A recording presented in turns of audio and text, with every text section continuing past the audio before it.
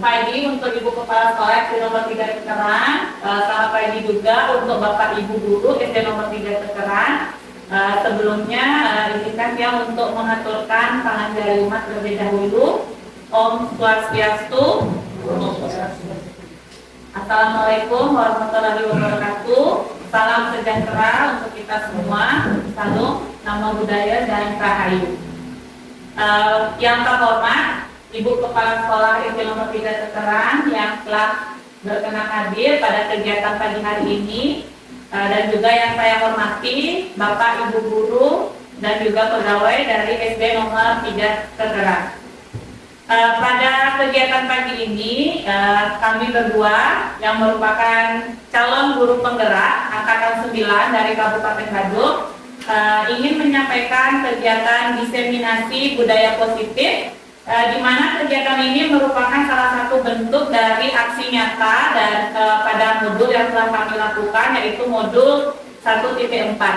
Jadi pada modul ini kami akan menjelaskan kepada teman-teman terkait apa saja budaya positif yang ada di sekolah dan harus kita kembangkan, terutama nanti dalam membentuk karakter dan juga menyelesaikan berbagai macam permasalahan yang akan kita temui di sekolah.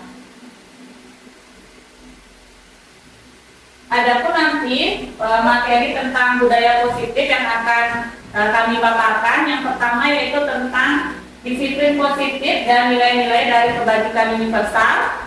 Kemudian yang kedua ada teori motivasi, kemudian ada hukuman dan juga penghargaan, ada restitusi keyakinan kelas, kebutuhan dasar manusia dan dunia berkualitas, serta restitusi 5 posisi kontrol dan juga bagaimana pelaksanaan segitiga restitusinya. Untuk pemaparan materi, kami akan membagi tugas di sini, di mana saya dan juga Pak Wira nanti akan membawakan masing-masing 3 materi. Kemudian untuk materi pertama nanti akan dibawakan oleh Pak Wira. Sebelumnya Bapak Ibu, supaya kita tidak tegang ya, jadi coba kita ingin mengajak Bapak Ibu supaya lebih rileks nanti dalam mendengarkan atau mengikuti materi yang telah kami siapkan. Jadi nanti sebelumnya Bapak Ibu, kami menyampaikan materi ini bukan bermaksud untuk menggurui atau menganggap bahwa kami yang telah mampu untuk melaksanakan atau paham betul dengan materi. Sebenarnya ini hanya sharing ya Bapak Ibu, jadi sharing kami terhadap materi yang sudah kami dapatkan pada latihan selama mengikuti calon guru penggerak. Sebelumnya kita lakukan ice breaking dulu Bapak Ibu. Oke, bisa minta tolong berdiri Bapak Ibu. Jadi kita ice breaking dulu supaya kita tidak tegang, mengikutinya. Jadi kita bisa rileks, kemudian nanti apa yang kita sampaikan juga bisa nyambung gitu dengan materi yang kita pelajari. Jadi ice breakingnya nanti itu adalah Bapak Ibu, kalau nanti saya bilang Bu, tangannya di sini. Kemudian kalau saya bilang snap, tangannya begini. Kemudian kalau saya bilang flash, tangan. Ya, jadi Bu, snap. Oke, coba kita ulang ya. Bu, snap. Oke, sekali lagi. Bu, snap. Ya, jadi ini seperti itu. Nanti kita akan mulai berurutan dengan pola yang lambat, sedang, kemudian nanti agak cepat, dan urutannya bisa berubah. Tadi kalau tadi boom, snap, nanti bisa boom, snap, flash. Jadi kayak itu, jadi bolak balik dia ya. Siap Bapak Ibu semuanya? Ya. Siap. Yang pertama, boom, snap, boom, boom, snap, boom, snap, boom, snap, boom.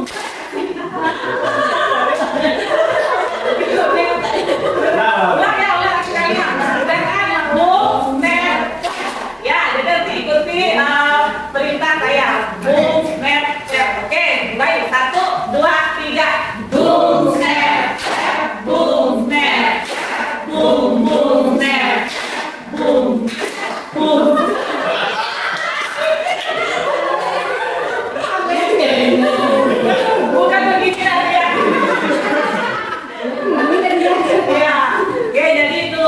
sedikit aja supaya kita lebih rileks. Oke, ya, terima kasih Bapak Ibu. Silakan.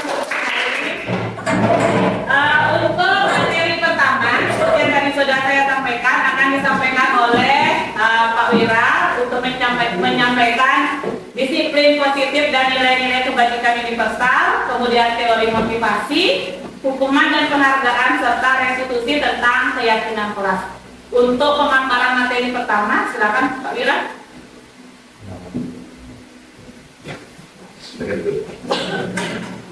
Oke, terima kasih atas waktunya.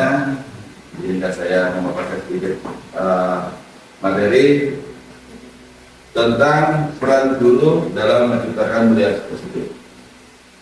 Jadi menurut Ki Hajar Dewantara, guru itu diibaratkan sebagai petani. Ya, jadi dia itu menyiapkan lahan untuk menanam bibitnya, untuk dari tanaman tersebut tumbuh subur.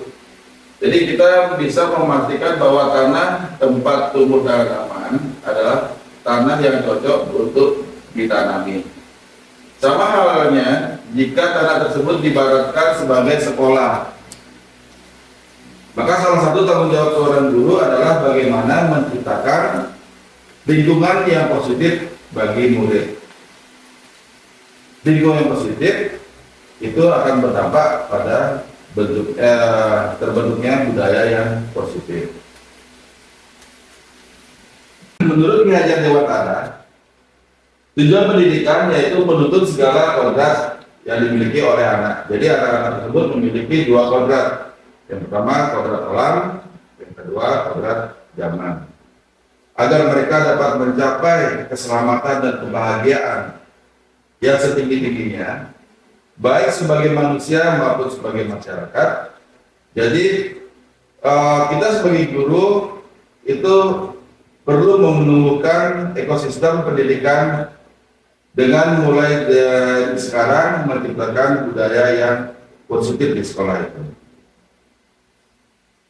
Nah, sebuah komunitas sekolah yang ingin berubah, maka harus mau mereteksi dan menggali lebih dalam hal-hal yang bermakna untuk kemudian diinternalisasi dan dijadikan sebagai bahan perbaikan-perbaikan dalam menjalankan perubahan demi perubahan yang positif.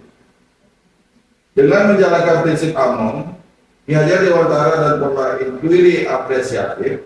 Mungkin Bapak Ibu pernah mendengar istilah inquiry apresiatif? Sudah pernah? Putri? Kalau sebagai sedikit, bagaimana? Mungkin Putri bisa menjelaskan. Oke, jadi inquiry apresiatif itu, jadi kita tuh di sini diminta untuk menggunakan segala potensi ya. Jadi segala potensi atau kekuatan yang kita miliki di sekolah itu akan kita gunakan nanti untuk merancang sebuah prakarsa perubahan. Jadi kita gali semua kekuatan-kekuatan yang kita miliki. Jadi kalau ingin membuat sebuah prakarsa perubahan, kita itu tidak melihat kelemahan. Jadi kita jangan melihat kelemahan atau kekurangan yang kita miliki. Misalkan untuk mengembangkan kegiatan literasi di sekolah, kita jangan berpikiran bahwa jumlah buku kita itu sedikit atau kurang dari 1000 eksemplar yang merupakan aturan misalkan seperti. Jangan berpikir pada kekurangan tersebut, tapi mari kita gali kelebihan-kelebihan atau kekuatan apa yang kita miliki. Misalkan yang pertama, ada anak yang senang bercerita. Jadi Bapak Ibu misalkan di kelas itu melihat ada anak yang senang bercerita, kemudian dia kalau diajak bercerita itu bisa memaparkan apa yang dia sampaikan, itulah yang kita gali, itu kekuatan itu. Kita tidak berpikir dengan kelemahan atau kekurangan kita. Jadi itulah inquiry apresiatif, menggali atau kita mengupayakan segala kekuatan yang kita miliki, bukan melihat kelemahan yang ada di sekolah. Seperti itu. Oke, terima kasih penjelasannya. Jadi sebenarnya kita menggali kekuatan yang kita punya itu untuk mewujudkan apa yang kita inginkan atau visi yang akan kita buat khususnya nanti di sekolah ya. Kemudian dengan menjalankan prinsip Ki Hajar Dewantara dengan pola pikir inquiry apresiatif, diharapkan kita sebagai guru mampu menjalankan nilai-nilai dan perannya. Kadang kita jadi guru tuh pesimis dulu, kita nggak bisa melakukan ini, gitu. Padahal sesungguhnya kita bisa. Kita terkendala oleh biaya, terkendala oleh aset, padahal kita bisa. Jadi kita di sini nih bagaimana kita menggunakan aset kita, memanfaatkan aset kita sebaik-baiknya untuk kemajuan dari sekolah itu sendiri ya. Kemudian visi yang saya bicarakan itu adalah gambaran dari proyeksi ke depannya. Seperti yang saya paparkan pada saat lokal karya pendampingan ya. Pada saat pendampingan 2 kemarin itu saya sudah memaparkan dan Budi juga sudah memaparkan tentang visi. Jadi visi itu adalah suatu rangkaian kata yang dalamnya berisi mimpi-mimpi dari kita ya. Mimpi-mimpi dari kita, apa mimpi kita terhadap murid ke depannya, murid di masa depan nantinya ya. Kemudian dari visi itu hendaknya menjadi penggerak jiwa seluruh kegiatan sekolah dan sifatnya mengikat bagi seluruh warga, sehingga visi guru akan terwujud jika lingkungan pembelajarannya menerapkan budaya yang positif. Jadi dari visi, dari siswa itu akan tumbuh maksimal jika kita menerapkan budaya yang positif di sekolah. Nah, di sini ada disiplin positif dan nilai-nilai kebijakan universal.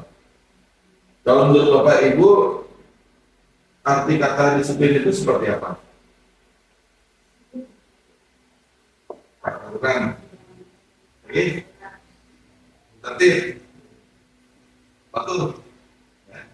Jadi kebanyakan orang akan menghubungkan kata disiplin itu dengan kata tertib, risiko teratur, kepatuhan kepada peraturan. Jadi kata disiplin di sini juga sering dihubungkan dengan hukuman.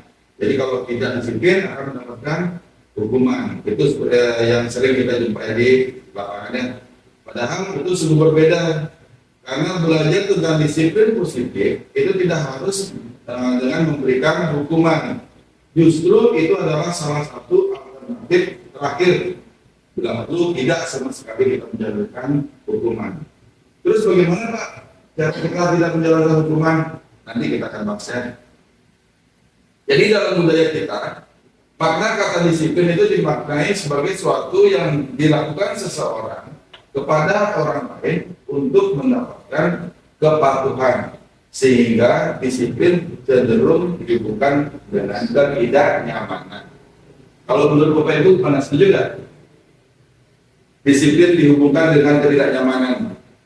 Jadi ada seolah-olah yang memaksa kita untuk melakukan sesuatu. Kalau tidak melakukan sesuatu itu akan kena hukuman. Berpikir seperti itu nggak? Ya, mari kita buka paradigmanya ya.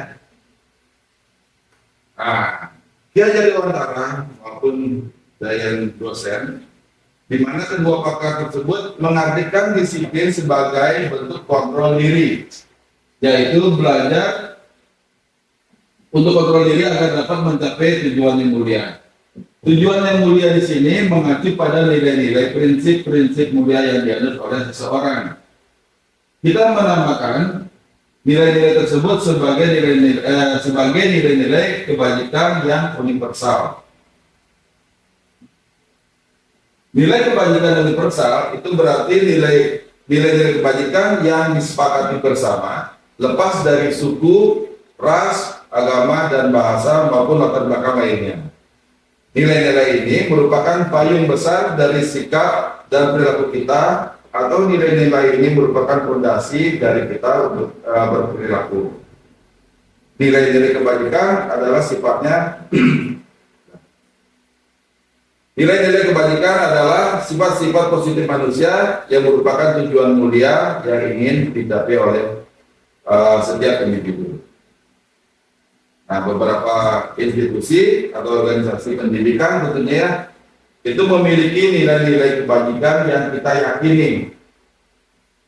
Bapak Ibu, kita meyakini nggak ada suatu nilai kebajikan yang menuntut kita untuk berperilaku? Ada? pastinya ada ya. Jadi salah satu nilai kebajikan yang ingin dicapai oleh setiap anak yang di Indonesia, yang ada di Indonesia ya, yang itu yang kita kenal sebagai profil pelajar Pancasila. Jadi profil pelajar Pancasila kita itu terdiri dari 6, bukan 5 ya. Inilah keyakinan yang kita yakini dapat berpengaruh kepada perilaku setiap anak. Nah, keyakinan universal atau kebajikan universal lainnya itu ada seperti itu ya.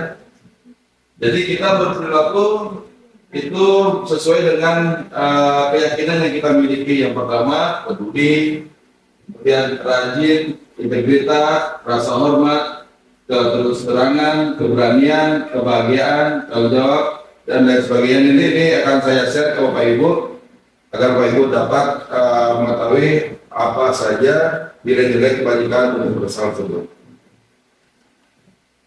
Nah, dalam standar pendidikan nasional, dalam rangka menciptakan lingkungan yang positif, maka setiap warga sekolah dan pemangku kepentingan itu perlu saling mendukung, menghayati dan menerapkan nilai-nilai kebajikan yang telah kita sepakati bersama. Untuk menerapkan tujuan mulia tersebut, maka seorang pemimpin pembelajaran perlu berjiwa kepemimpinan sehingga dapat mengembangkan sekolah dengan baik agar terwujud suatu budaya sekolah yang positif sesuai dengan standar kompetensi pengelolaan yang telah diterapkan. Jadi di sini dari standar pendidikan itu ada keterkaitannya dengan standar pengelolaan, ya ada di standar kelulusan, ya 4 standar yang ada di sekolah yang kita hadapi sehari-hari itu ada terkaitannya dengan budaya positif ini. Kemudian tujuan mulia dari penerapan disiplin positif adalah agar terbentuknya murid-murid yang berkarakter, berdisiplin, santun, jujur, peduli, bertanggung jawab, dan merupakan pembelajaran sepanjang hayat sesuai dengan standar kompetensi lulusan yang diharapkan. Pak, mungkin ada dari Bapak Ibu yang bertanya, di sini ada tulisan pembelajaran. Harusnya gimana? Pembelajar apa pembelajar?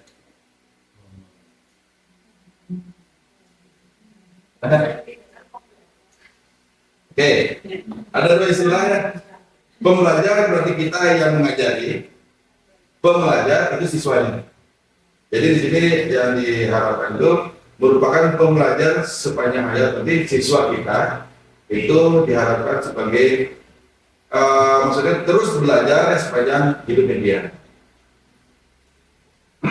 Nah, di sini ada teori motivasi menurut teori motivasi, hukuman, dan penghargaan. Yang terakhir ada restitusi.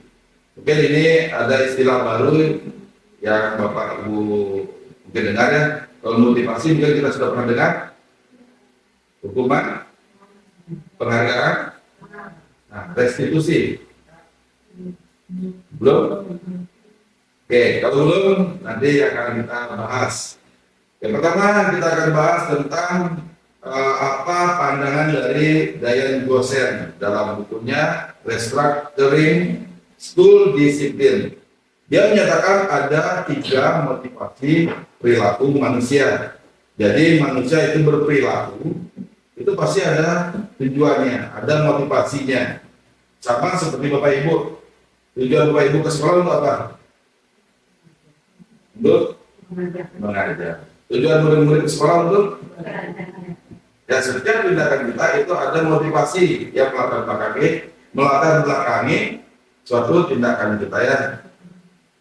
Nah, yang pertama 3 motivasi perilaku manusia menurut dosen yaitu untuk menghindari ketidaknyamanan atau hukuman.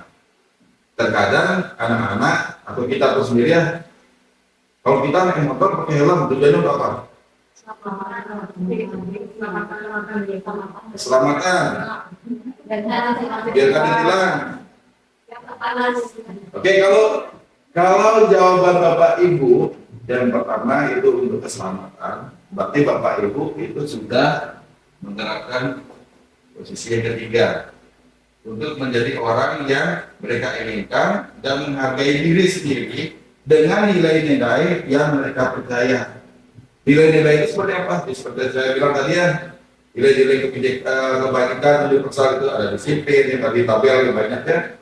Jadi kalau ini 3 pertanyaan yang bisa kita gunakan untuk mengetahui apa motivasi dari anak-anak. Contoh pertanyaannya seperti apa? Contoh kita bertanya kepada anak, apa yang akan terjadi apabila saya tidak melakukannya? Contohnya ada anak, kita misalnya lagi duduk-duduk ya bercengkrama sama anak. Terus tadi buat PR enggak? Buat apa? Nah kalau harusnya buat PR, bagaimana? Itu misalnya, kalau si anak dia menjawab, saya dihukum Pak. Kira-kira motivasi dari anak bagus apa enggak? Ya? Kurang. Ya, berarti dia berperilaku untuk menghindari ketidaknyamanan atau hukuman. Kalau dia menjawabnya, itu memang tugas saya Pak, saya ingin belajar, misalnya. Berarti anak itu sudah memiliki motivasi yang bagus. Jadi di sini cek motivasi murid. Jika motivasi anak cenderung pada poin 1 dan 2, ya, jadi Bapak Ibu itu bisa menuntun mereka agar mereka mendapatkan jawaban terkait poin 3. Gimana ya caranya? Gitu. Atau caranya? Nanti akan dipaparkan sama guru caranya. Nah, bagaimanakah dengan penghargaan dan hukuman? Nah, kira-kira bentuk penghargaan dan hukuman itu menurut Bapak Ibu bagaimana? Bolehkah kita memberikan penghargaan kepada anak? Bolehkah kita memberikan hukuman kepada anak? Oke. Jadi di sini menurut Alfikon dalam Panis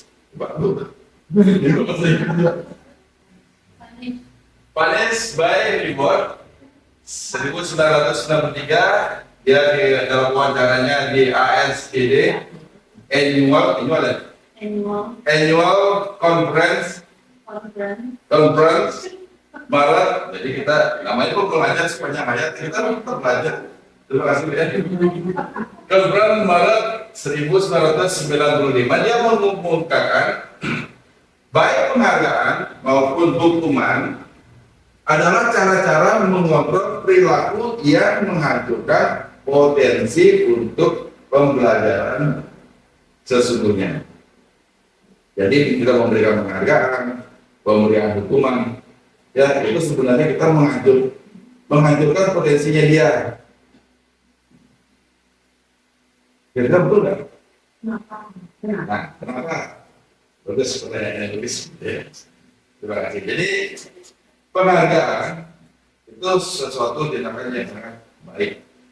Tetapi ada baiknya jika penghargaan itu tidak kita ucapkan terlebih dahulu. Jadi anak-anak itu biarkan dia bereksplor, pada saat dia berkreasi, hasilnya bagus, baru kita bilang, oh ini bagus, ibu kasih ini.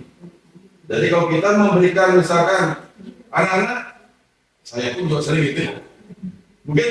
Mungkin ibu, guru kepala sekolah, saya dan bapak ibu lainnya itu cenderung memberikan umpan terlebih dahulu kepada anak-anaknya.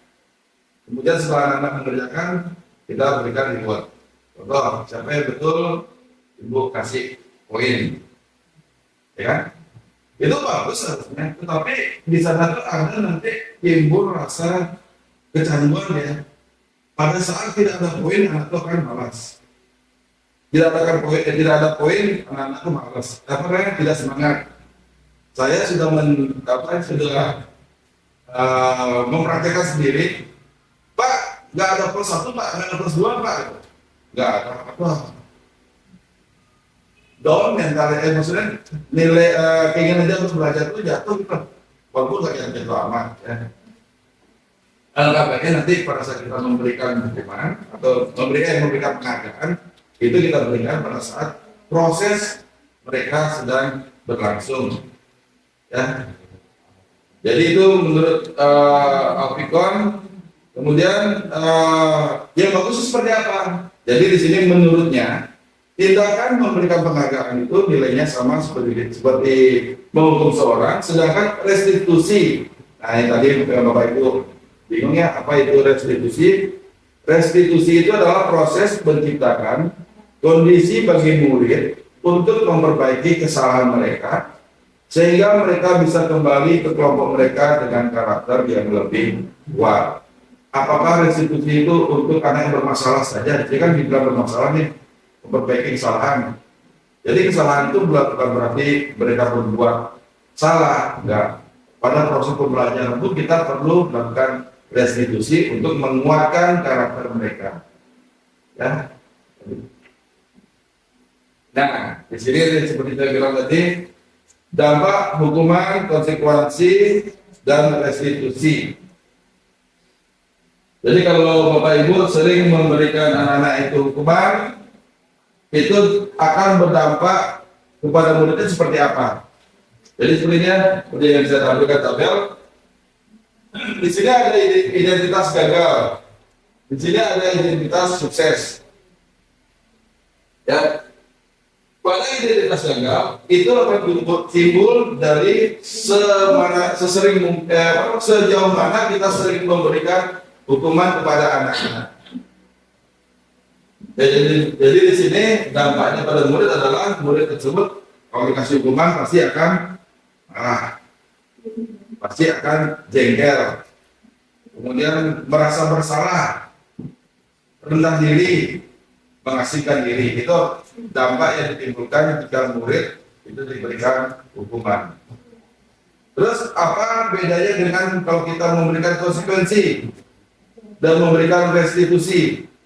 Kalau kita memberikan mereka itu sebuah konsekuensi, itu beda ya. Hukuman, konsekuensi itu beda artinya.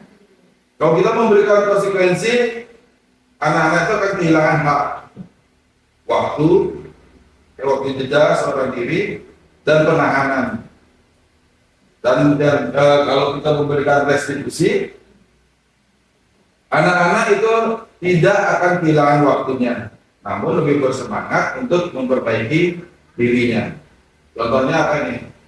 Konsekuensi sama restitusi. Contohnya pada saat anak-anak hari ini misalkan kita ulangan, anak-anak datang terlambat, ya, anak-anak datang terlambat 5 menit. Kalau kita memberi hukuman pada anak-anak itu, kira-kira betul nggak? Kamu nggak boleh ulangan, silakan berdiri di luar. Betul nggak? Betul. Ya. Kalau kita memberikan konsekuensi, karena kamu sudah terlambat 5 menit, nanti jam berapa selesai, kamu harus kumpul. Maka dia akan kehilangan waktunya dia lagi 5 menit. Tapi kalau kita menjalankan restitusi, dia terlambat 5 menit untuk mengikuti ulangan, nanti kita mundurkan lagi dia. Kita kasih perpanjangan waktu lagi 5 menit. Ya, Pak, kalau kita kasih waktu 5 menit, seharusnya kita sudah istirahat menjadi guru, Pak. Berpikir seperti itu kan? Nah, itulah yang disebut dengan filosofi dari Kiai Dewantara itu, bagaimana kita tuh berharap pada murid. Tujuan kita kan untuk menuntut mereka, ya. Jadi selama mereka terlambat 5 menit, kita fasilitasi dia dengan memberikan waktu tambahan lagi 5 menit. Ya, itu bedanya memberikan konsekuensi seperti tadi yang saya bilang. Jadi dia terlambat 5 menit, selesai di jam waktunya dia harus selesai. Kalau restitusi dia terlambat 5 menit, dia berhak mendapatkan waktunya 5 menit itu ditambah waktu pada saat anak-anak sudah pulang, dia punya hak lagi 5 menit. Kemudian hukuman itu bedanya dengan konsekuensi dan restitusi.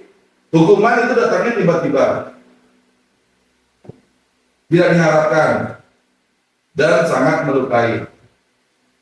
Dia datangnya tiba-tiba. Contoh, Pak, saya nggak buat PR, Pak. Kamu nggak buat PR, saya berdiri. Tiba-tiba anak itu belum siap ya. Kemudian kalau konsekuensi itu sudah diakui dan masuk akal. Kalau restitusi berupa undangan untuk mengadakan restitusi, nanti akan dijelaskan oleh publik. Nah, bedanya hukuman, konsekuensi dan restitusi dari pembuatnya. Hukuman itu biasanya dibuat oleh guru. Betul ya? Ada nggak murid buat hukuman ke guru?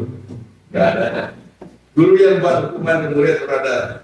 Kemudian kalau konsekuensi itu dibuat oleh guru dan murid.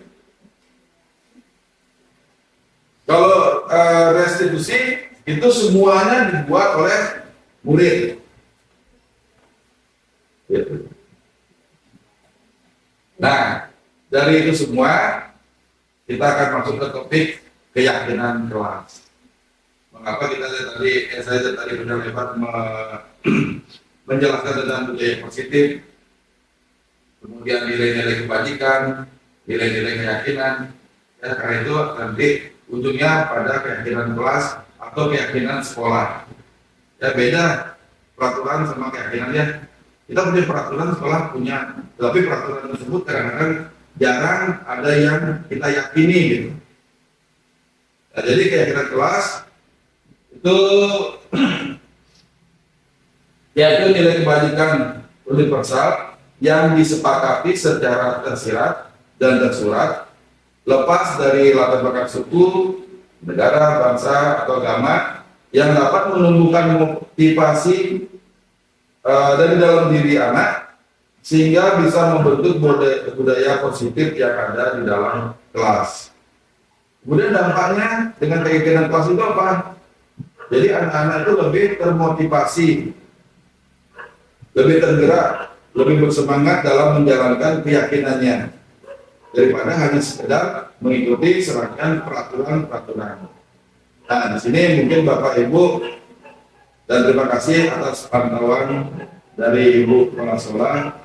Ibu Kepala Sekolah pernah berbicara di depan pada saat upacara. Ibu melihat anak-anak di kelas besar, tapi khususnya kelas 5 ya. Kelas 5-nya tuh tidak ribut. Tidak ada guru pun dia nggak ribut. Kenapa anak-anak kelas 5 bisa seperti itu? Kira-kira ada. Apa dia takut sama saya? Apa dia takut dengan hukuman? Menurut Bapak itu gimana?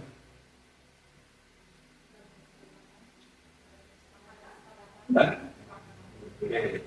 karena kita sudah melakukan kesepakatan, dan dari kesepakatan itu ada nilai-nilai keyakinan yang mereka yakini untuk dijalani.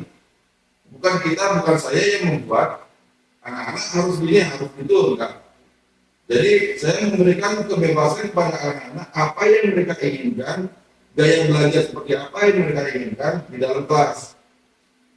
Ya. Jadi murid-murid pun dengan demikian dia akan perlu memahami arti sesungguhnya antara peraturan yang diberikan dengan nilai-nilai kebajikan di balik peraturan tersebut sehingga mereka lebih termotivasi dalam penerapannya. Nah, kalau di sini kita lihat ada. 1,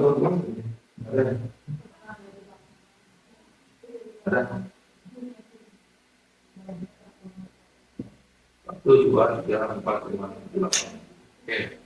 Jadi saya dan Dwi atau mungkin ada yang Dwi sudah membuat keyakinan kelas atau kesepakatan kelas, ada? Tidak ada. Oke, mungkin saya, Dwi dan teman-teman lain Bu, itu membuat keyakinan kelas belum tidak sesuai dengan alurnya waktu itu.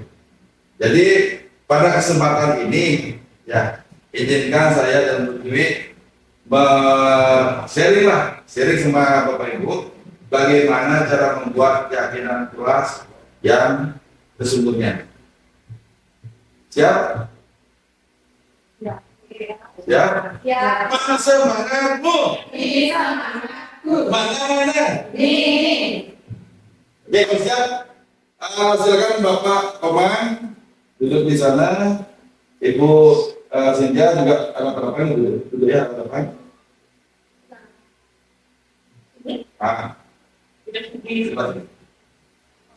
Kita akan coba membuat keyakinan kelas. Teman-teman, dari sini. Saya anggap Bapak Ibu. Bu minta juga. Bawa sih, bawa.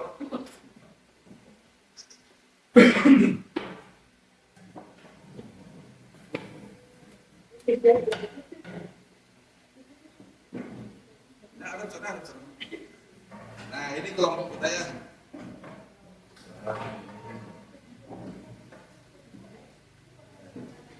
Jadi ibu memantau kelompok kita. Baik, untuk membuat keyakinan kelas, untuk membuat keyakinan kelas itu akan dibantu oleh Bu Dwi. Bagaimana tahapan-tahapan dari pembuatan keyakinan kelas tersebut ya? Sudah siap?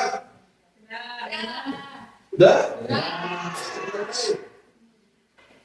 Baik, Bapak Ibu semuanya. Jadi tadi seperti yang sudah disampaikan oleh Pak Wira bahwa kita semua yang saya yakin dari kelas 1 sampai kelas 6 itu masing-masing wali sudah punya keyakinan kelasnya masing-masing. Ya, jadi kan tadi seperti yang sudah dijelaskan keyakinan kelas itu apa yang diyakini ya, apa yang diyakini oleh murid dan akan mereka jadikan sebagai acuan atau panutan dalam mereka berperilaku, itu yang kita nanti akan munculkan di dalam keyakinan kelas. Tetapi dalam pelaksanaannya sekarang saya mau tanya bersama Bapak Ibu wali kelas khususnya ya. Selama Bapak Ibu wali kelas kemarin menyusun keyakinan kelas, apa yang dilakukan pertama? Yang Bapak Ibu wali kelas lakukan pertama itu apa? Pertama yang Bapak Ibu lakukan dalam menyusun atau membuat keyakinan kelasnya. Bapak Ibu wali, yang pertama? Ya, Bapak Ibu pasti menyampaikan tujuannya kepada murid. Kemudian setelah menyampaikan tujuan mau dibuat keyakinan kelas, apa yang Bapak Ibu lakukan? Membuat butir-butir keyakinan, menanyakan keyakinannya mereka maunya apa gitu. Oh ya, menanyakan kepada siswa mereka maunya apa supaya kelas. Oh ya, kelas impiannya bagaimana kan itu ya, seperti apa. Nah, Bapak Ibu dalam menyusun keyakinan kelas ini pada saat kami berdua mengikuti pelatihan, ternyata itu keyakinan kelas itu harus diawali pertama kali dari peraturan sekolah.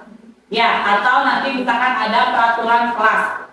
Jadi kita mulai dulu dari kita harus membuat dulu peraturan kelasnya atau peraturan sekolahnya. Jadi pada saat pertama kali kita akan membuat keyakinan itu kita uraikan dulu apa sih peraturan sekolah atau apa saja peraturan kelas yang ada dan sudah diterapkan gitu. Jadi tidak semata-mata kita langsung mengajak anak-anak untuk membuat suatu keyakinan yang akan mereka lakukan gitu. Jadi yang pertama itu harus kita berpatokan pada peraturan ya. Nanti setelah Bapak Ibu mengajak anak-anak untuk membuat peraturan kelas ataupun peraturan sekolah, peraturan itu nanti akan kita ubah kalimatnya. Jadi misalkan ada peraturan sekolah yang berbunyi begini. Dilarang. Anak-anak murid atau siswa dilarang membuang sampah sembarangan. Kan itu peraturan sekolahnya atau peraturan kelasnya. Nah, nanti di dalam membuat keyakinan kelas kita akan mengubah kalimatnya. Kalau menurut Bapak Ibu kalimatnya anak-anak dilarang membuang sampah sembarangan. Itu kalimatnya itu kalimat yang positif atau kalimat negatif? Kenapa bisa Bapak Ibu meyakini itu kalimat negatif? Iya, karena ada kata dilarangnya. Ya, kalau di dalam keyakinan kelas kita usahakan menggunakan kalimat itu kalimat-kalimat yang positif. Jadi tidak ada kalimat dilarang membuang sampah sembarangan. Itu diganti misalkan menjadi apa, nanti kita ubah ke dalam kalimat yang positif. Iya, jadi nanti setelah Bapak Ibu menyusunnya ke dalam kalimat yang positif, barulah nanti kita akan menentukan peraturan mana yang akan kita yakini yang ini untuk kita lakukan di kelas. Ya, jadi seperti itu nanti teknis apa namanya pembuatannya ya Bapak Ibu ya. Kalau kalimat positifnya seperti apa?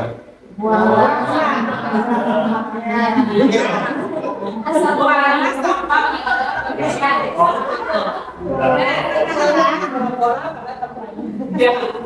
Sekarang tugas dari Bapak Ibu saya minta untuk menuliskan terlebih dahulu peraturan kelas atau peraturan sekolahnya pada sticky note ini. Jadi Bapak Ibu boleh menuliskannya pada sticky note. Kemudian nanti kita akan tempel ya, kita akan tempel di depan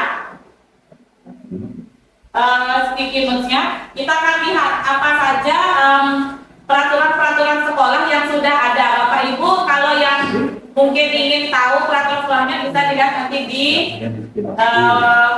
papan yang ada di belakang. Di sana ada peraturan sekolah kita. Kira-kira di sana apa saja peraturan sekolah yang sudah kita tentukan sebelumnya. Jadi di sini Bapak Ibu, teman-teman ya, itu saya kondisikan sebagai siswa. Ya.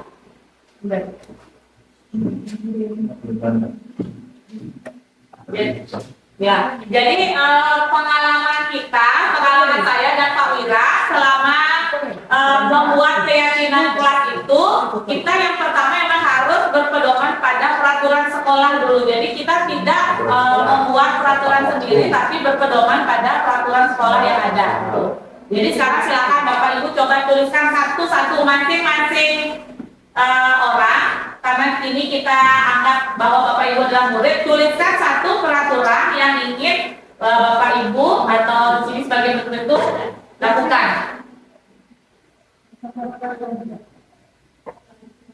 Boleh lebih dari satu atau Boleh lebih dari satu, boleh. Nanti akan kita rangkum di sini ya untuk peraturan kelasnya atau peraturan sekolahnya.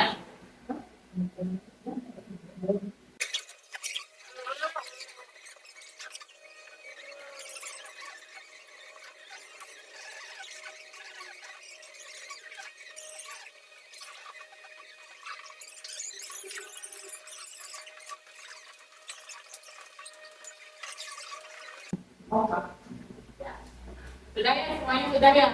Ya. Nah, jadi nanti mungkin ini bisa diterapkan nanti pada saat semester depan atau tahun ajaran yang akan datang bisa diterapkan. Jadi setelah Bapak Ibu nanti mengajak anak-anak untuk membuat peraturan yang mereka sudah ketahui sebelumnya, kita sekarang lihat dari peraturan tersebut apakah ada peraturan dengan kalimat yang sifatnya itu dia negatif. Jadi kalau ada kalimat yang sifatnya itu negatif, kita akan ubah dulu itu menjadi kalimat yang positif. Karena kembali tadi ke keyakinan kelas tadi bahwa apa yang kita cantumkan dalam keyakinan kelas itu adalah semuanya yang bernilai positif. Jadi tidak ada yang bernilai negatif dalam keyakinan kelasnya. Yang pertama, peserta didik wajib melaksanakan dan mematuhi tata tertib sekolah yang berlaku. Kira-kira ini ada kira-kira ini kalau positif apa negatif? Positif. Ya, kalau sudah positif kita tidak perlu ubah lagi. Kemudian yang berikutnya, dilarang bermain di kelas dan di luar pekarangan sekolah tanpa izin dari Bapak Ibu guru yang bersangkutan atau guru piket. Nah, bagaimana ini Bapak Ibu? Kira-kira kalimat positif itu seperti apa? Ya, kalau di luar positif bagaimana? Dilarang bermain di kelas dan di luar pekarangan sekolah tanpa izin dari Bapak Ibu atau guru yang bersangkutan. Ayo, coba angkat tangannya ya. Reset satu orang dulu. Siapa kira-kira yang mau ya? Kira-kira bagaimana? Ya, Bu Yuni. Bermainlah di area sekolah pada saat jam istirahat. Oke, pertanyaan Iya. ini. Jadi kalau diubah menjadi kalimat yang positif, bunyinya adalah bermain di Di area sekolah selama jam istirahat. Ya, jadi itu sudah jelas bahwa bermainnya hanya boleh pada saat jam istirahat. Jadi kayak gitu ya, benar. Nah, berikutnya tidak boleh terlambat. Kalau kalimat positifnya bagaimana? Tidak boleh terlambat. Ya, Tias. Iya, benar ya. Ini menurut saya aman tadi. Benar-benar. Datanglah tepat waktu. Benar. Jadi bukan usahakan. Jangan sampai ada kalimat yang negatif nanti di dalam keyakinan kelas kita ya. Berikutnya, jagalah kebersihan kelas. Sudah? Positif. Datang tepat waktu ke sekolah. Ya, positif. Bermain di luar kelas saat jam istirahat. Positif juga. Nah, yang berikutnya, peserta didik yang tidak masuk karena sesuatu hal harus memberitahukan kepada sekolah dengan menyampaikan surat izin orang tua atau wali. Positif apa negatif? Positif. Kenapa bisa positif pada kata tidaknya? Tidak masuk. Iya, benar ya. Jadi nanti walaupun ada kata tidaknya di sini, tapi dia kan alasannya tidak sekolah ya, jadi tetap dia termasuk ke dalam kalimat yang positif. Berbicara sopan dan santun. Peserta didik wajib menjaga serta menjunjung tinggi nama baik sekolah. Tidak memakai giwang dan berambut panjang bagi laki-laki. Negatif. Seharusnya bagaimana kalau itu negatif? Tidak memakai giwang dan berambut panjang bagi laki-laki. Oh, untuk laki-laki. Untuk laki-laki tidak memakai giwang, kemudian tidak memakai giwang dan berambut panjang bagi laki-laki. Kalau kita ubah ke kalimat positif jadi bagaimana? Tidak memakai giwang. Giwang itu apa sih, Bapak Ibu? Ya. Bagaimana kalimat positifnya gimana? Tidak memakai giwang dan berambut panjang bagi laki-laki. Kita ubah ke dalam positif.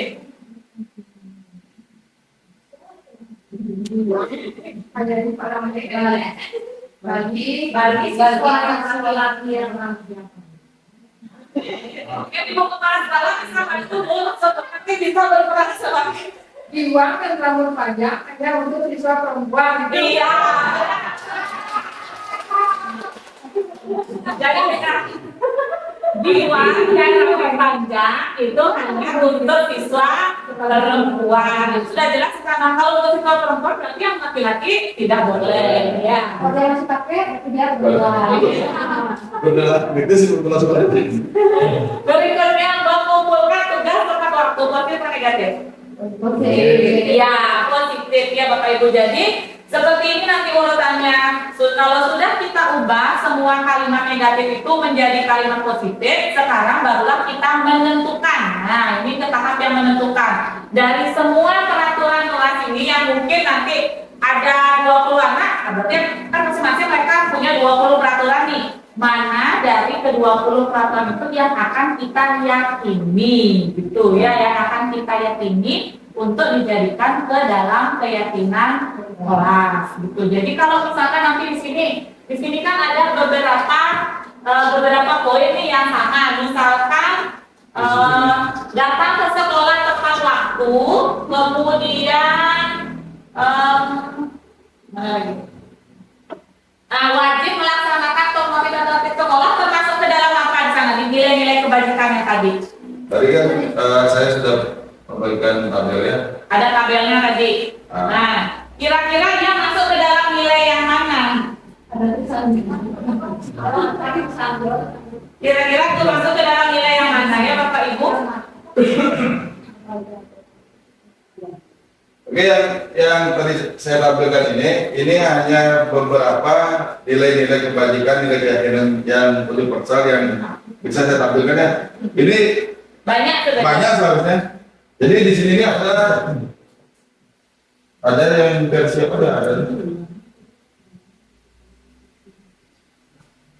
ada disiplin juga. Ya. Disiplin di sini ada. Nah, saya tambahkan disiplin. Ya, jadi nanti kalau yang tanya masuk mana Bapak Ibu?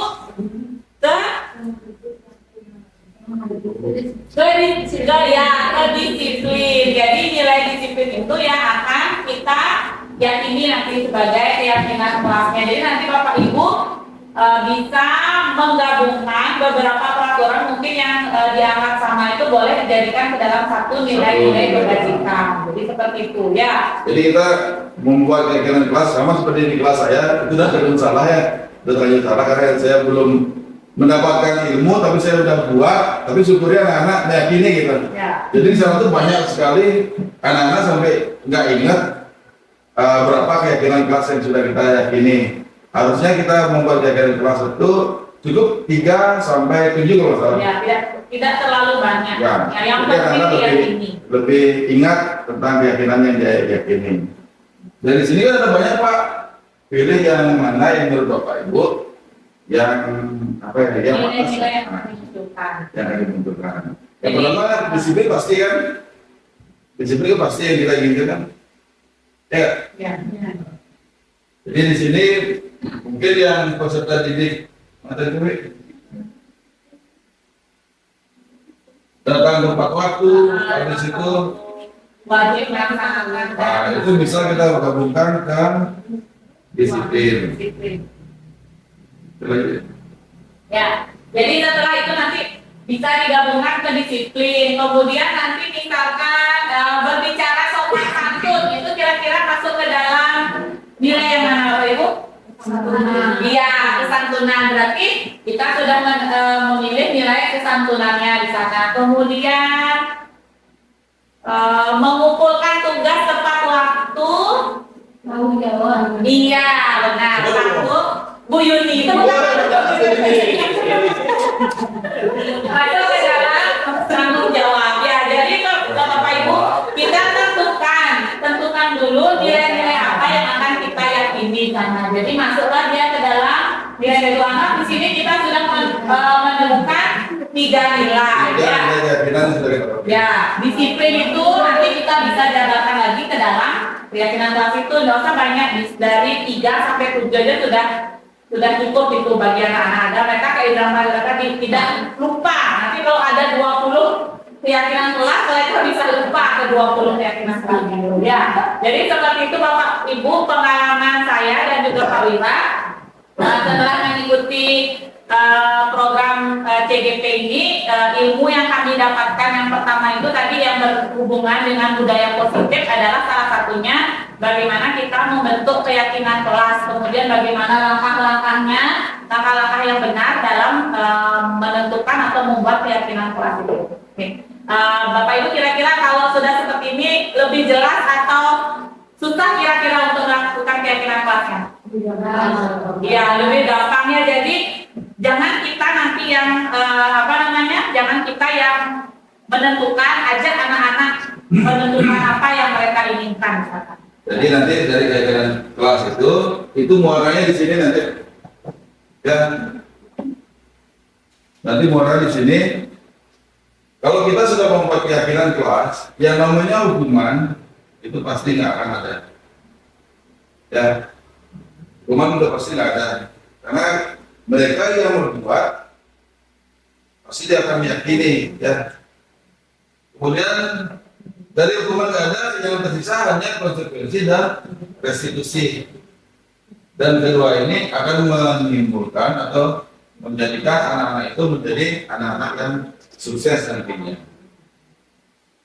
Oke, itu tadi saya bilang hukuman itu dibuat oleh guru. Konsekuensi dibuat oleh guru dan murid. Nah, sekarang kalau keyakinan kelas seperti yang kita simulasikan tadi, yang membuat siapa? Ya, murid. Oke, murid ya. Jadi jika anak-anak membuat keyakinan kelasnya sendiri, otomatis dia itu akan menjadi ini nantinya. Bisa 100%, untuk 100% itu perlu progres. Jadi, Pak Wira sama Bu Dwi buat kayak gini katanya bisa berubah, itu perlu proses. Nggak bisa langsung 100% ya. Kalau kita sudah meyakini, anak sudah meyakini, yakin akan ada perubahan.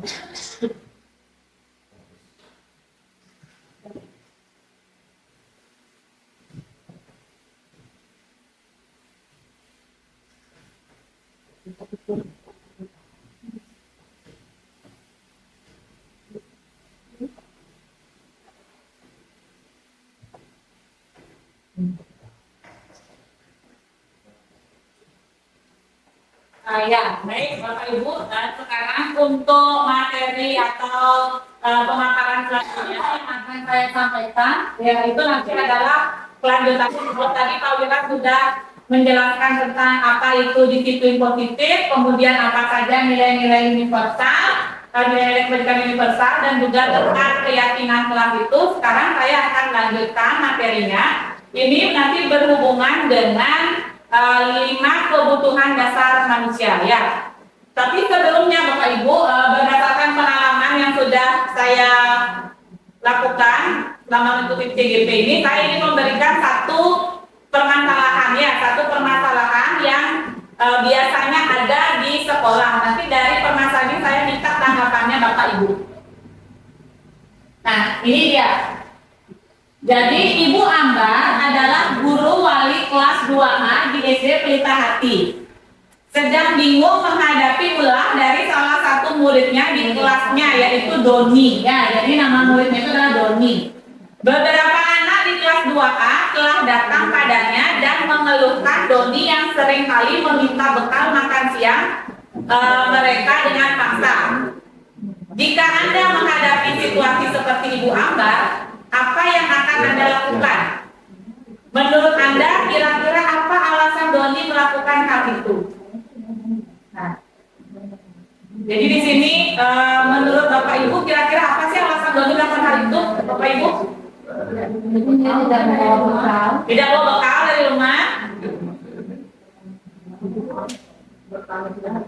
Bekalnya sudah habis, mungkin ya. Tertarik sama bekal orang lain ya, bisa ya. Jadi benar dari Bapak Ibu, tidak bawa bekal, mungkin itu bisa terjadi. Kemudian bawa bekal tapi bekalnya habis, atau mungkin dia itu tertarik sama bekalnya orang lain. Nah, terkait dengan hal itu Bapak Ibu, jadi kalau disiplin positif yang tadi sudah dijelaskan sama Pak Wira, apabila kita hubungkan konsep disiplin positif itu dengan teori kontrol, di mana teori kontrol yang akan saya sampaikan ini adalah teori kontrolnya dari Dr. William Glasser. Jadi Dr. William Glasser itu sebenarnya dia adalah seorang psikiater yang terkenal dari Amerika. Dia itu mencoba untuk menjelaskan ya bahwa ada tujuan ini Bapak Ibu, ada tujuan dibalik dari perilaku seseorang. Sama dengan Doni tadi, jadi ada tujuan kenapa Doni melakukan hal tersebut gitu ya. Jadi kalau kita misalkan sebagai manusia gitu, kita kan pasti ingin berusaha yang terbaik, berusaha atau melakukan segala usaha kita yang terbaik untuk mencapai apa yang kita inginkan, kan gitu ya. Nah, kalau kita sudah berusaha untuk memenuhi apa yang kita inginkan, itu sebenarnya merupakan salah satu usaha kita untuk memenuhi satu atau bahkan lebih dari satu kebutuhan dasar manusia. Jadi yang dia lakukan itu sebenarnya untuk memenuhi kebutuhan dasarnya. Nah, apa saja kebutuhan dasar menurut William Glasser? Itu ada 5 Bapak Ibu. Nah, ini kebutuhan dasar pertama itu adalah bertahan hidup atau survival ya. Jadi menurut William Glasser itu ada 5 kebutuhan dasar manusia. Kemudian yang kedua ada kasih sayang dan rasa diterima ya, love and belonging. Kemudian ada yang ketiga itu kebebasan atau freedom di sana. Kemudian yang keempat kesenangan atau fun, dan yang terakhir itu adalah penguasaan atau power. Jadi menurut William Glasser itu ada 5 kebutuhan dasar yang harus dipenuhi oleh manusia. Karena pada dasarnya seperti ini Bapak Ibu, kalau misalkan ada perilaku dari murid kita gitu, jadi misalkan salah satu murid kita itu misalkan dia melanggar peraturan atau sering membangkang, kemudian dia itu sering mengganggu temannya. Dari sikap-sikap yang dia lakukan itu, yang melanggar aturan itu, kemungkinan ada salah satu dari 5 kebutuhan dasar ini yang tidak bisa dipenuhi gitu. Jadi dari kelimanya ini ada salah satu yang tidak dia penuhi, sehingga dia itu mencari sesuatu agar dapat memenuhi kebutuhan yang dia inginkan itu. Nah, kalau sekarang kita kembali Bapak Ibu ke kasusnya Doni tadi ya. Misalkan nih sekarang Bapak Ibu sudah ngajak Doni ini misalkan berbicara.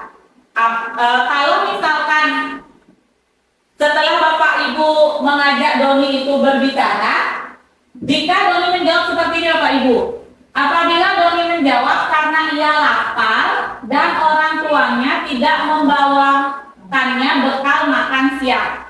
Kira-kira dari kelima kebutuhan dasar manusia ini yang mana yang tidak diperoleh oleh Doni?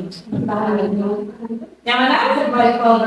Iya benar, survival atau bertahan hidup ya Bapak Ibu guru, benar.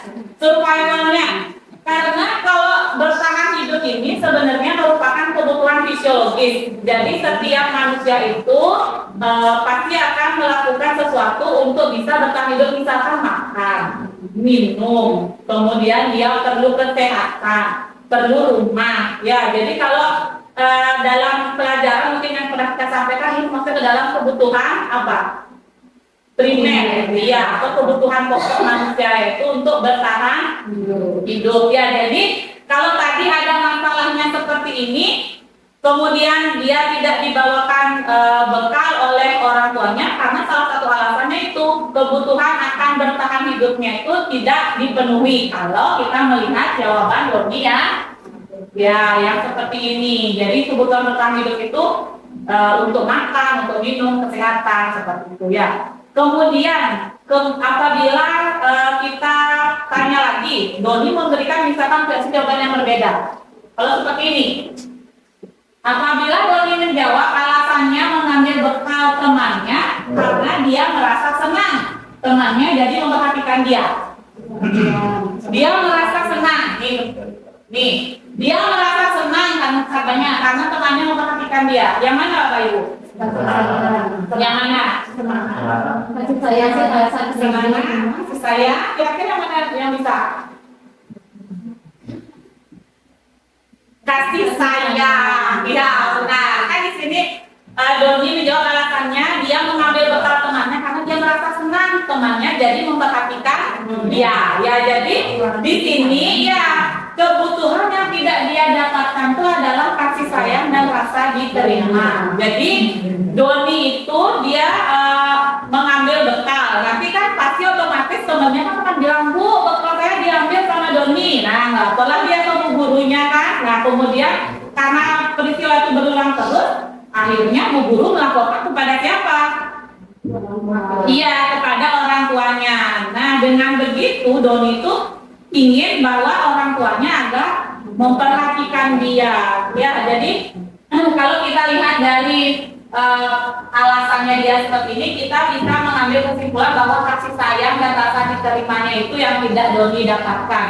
Karena kalau bertahan hidup itu termasuk ke dalam kebutuhan fisiologis, kalau yang kasih sayang termasuk kebutuhan psikologis ya Bapak Ibu. Jadi kalau kebutuhan psikologis anak yang tinggi itu biasanya dia tuh ingin disukai kayak gitu. Dia ingin disukai dan ingin diterima oleh lingkungannya.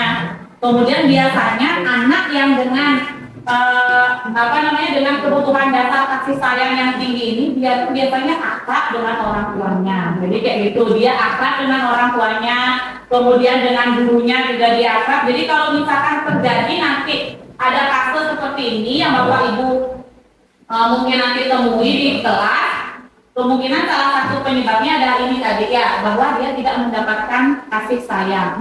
Kasih sayang merasa diterimanya itu tidak ada di sana, sehingga dia berusaha untuk mencari itu. Kemudian yang selanjutnya Pak Ibu. Nah, apabila Doni menjawab, dia merasa hebat karena temannya jadi takut dengan dia dan menuruti keinginannya. Iya, benar. Disanalah penguasaan, benar ya. Karena penguasaan itu kan sebenarnya adalah kebutuhan akan kekuatan ya, kekuatan untuk mencapai sesuatu. Jadi Doni itu ingin melakukan sesuatu agar dia bisa mencapai apa yang dia inginkan. Karena kalau di dalam penguasaan ini anak-anak itu biasanya ingin merasa dihargai gitu. Dia ingin merasa dihargai, kemudian dia itu ingin merasa terlibat langsung di dalamnya itu termasuk ke dalam penguasaan di sana dia ya. Kemudian yang berikutnya Bapak Ibu, apabila Doni menjawab dia merasa bosan dengan bekal makanan yang dibawakan ibunya dari rumah, karena ibunya selalu membawakan bekal yang sama, sehingga Doni ingin mencoba makanan teman-temannya yang beraneka ragam. Yang mana kira-kira Bapak Ibu? Yang mana? Iya, kesenangan. Ya, dia tuh ingin mendapatkan kesenangan. Atau di sini sebenarnya dia tuh ingin mendapatkan sesuatu yang berbeda, gitu, Bapak Ibu. Kebebasan sebenarnya di sini, ya, kebebasan akan sesuatu, gitu. Jadi kalau kebebasan itu kan berhubungan dengan kemandirian, kemudian otonomi. Jadi anak-anak tuh ingin mengambil suatu keputusannya itu sendiri. Jadi kalau dia merasa tidak bebas di sini, karena kalau di sini kan dia dibawakan bekal yang sama terus sama ibunya, jadi dia tuh merasa nggak bebas, dia nggak bisa memilih bekal makan yang dia inginkan atau dia sukai, makanya mencarilah dia melakukan perbuatan ini, sebenarnya perbuatan yang melanggar, tapi dengan tujuan supaya kebutuhan dia akan kebebasan itu bisa dia dapatkan. Jadi ini kebebasan sebagai Bapak Ibu ya. Dan yang terakhir, apabila Doni menjawab dia melakukannya karena iseng dan dia menikmati ekspresi wajah teman-temannya yang kesal karena makanannya, dan menurut dia ekspresi temannya lucu. Iya, yang ini baru kesenangan ketiga. Jadi kalau ada 5 itu tadi, yang kalau yang bertahan hidup itu kebutuhan fisiologis. Nah, kalau yang kasih sayang dan rasa diterima, kemudian penguasaan, kebebasan, dan juga kesenangan, ini termasuk ke dalam kebutuhan psikologis ya. Jadi kebutuhan psikologisnya anak-anak yang tidak dia dapatkan sehingga dia melakukanlah pelanggaran-pelanggaran ini. Jadi dia itu ingin mendapatkan kesenangan dengan melihat teman-temannya yang kesel. Mungkin dia melihat temannya kesel itu dianggap lucu sama Doni gitu. Jadi dilakukanlah pelanggaran itu untuk memenuhi kebutuhan yang tidak dia dapatkan. Ya, jadi seperti itu Bapak Ibu. Jadi untuk yang 5 kebutuhan dasar ini, kira-kira Bapak Ibu kalau terjadi di kelasnya bisa ya menganalisis mana kebutuhan yang tidak didapatkan oleh siswa tersebut ya, sehingga dia melakukan pelanggaran. Jadi kalau anak-anak itu melakukan pelanggaran sesuai dengan apa ilmu yang saya dapatkan, itu kita harus analisis dulu. Kira-kira misalkan dia kayak murid saya nih, kasusnya Arafa sama Arafi kan yang kembar itu di kelas, anaknya itu tidak pernah ngomong. Bahkan kalau di kelas pun diajak ngomong soalnya kecil sekali gitu, soalnya kecil sekali sampai kita nggak bisa dengar.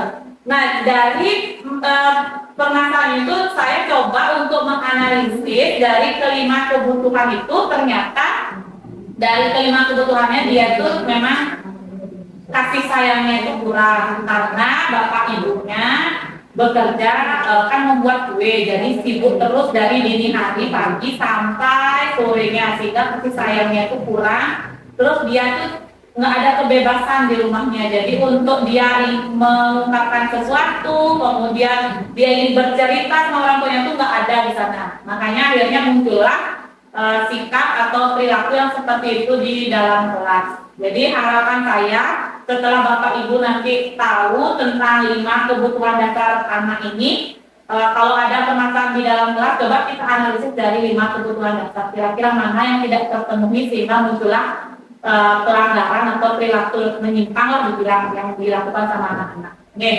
Nah Bapak Ibu, kalau tadi yang sudah jelaskan tentang 5 kebutuhan dasar dari manusia, sekarang saya akan beralih ke posisi kontrol. Nah, jadi kita sebagai seorang guru, Bapak Ibu, kita itu punya namanya posisi kontrol. Kalau tadi di dalam budaya positif atau disiplin positif yang sudah Pak Wira jelaskan oleh dari Diana Gosen, itu kan ada restitusi. Ya kan Pak Ibu, ada restitusinya di sana. Nah, kalau saya nanti akan menjelaskan pemaparan materi tentang teori kontrol yang disampaikan juga oleh Diana Gosen ini terkait dengan posisi kontrol kita sebagai seorang guru. Sebelumnya sama ini dengan pemaparan tadi, ada salah satu kasus ya Pak Ibu. Kasusnya ini saya ambil contohnya di SMA ya Pak Ibu ya.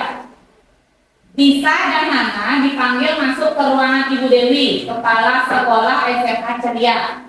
Ibu Dewi baru saja mendapatkan pengaduan dari Ibunda Tisa bahwa Hana menggunakan kata-kata kasar dan merendah-rendahkan Tisa di sosial media. Kira-kira kalau Bapak Ibu ini berada pada posisi Ibu Dewi sebagai kepala sekolah, apa yang Bapak Ibu lakukan kalau ada permasalahan seperti ini? Jadi katanya di sana Tisa itu dia menggunakan Hana itu menggunakan kata-kata kasar dan dia merendahkan Tisa di media sosial. Apa yang Bapak Ibu lakukan sebagai kepala sekolah? Atau mungkin boleh Ibu kepala sekolah memberikan pendapatnya kalau menemukan kasus seperti ini, walaupun misalkan ini di SMA ya Bunya ya. Kalau ada kasus seperti ini kira-kira apa yang akan dilakukan untuk mengatasi permasalahannya?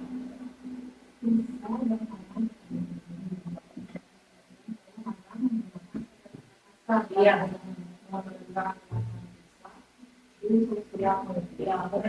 merendahkan bisa di sosial media.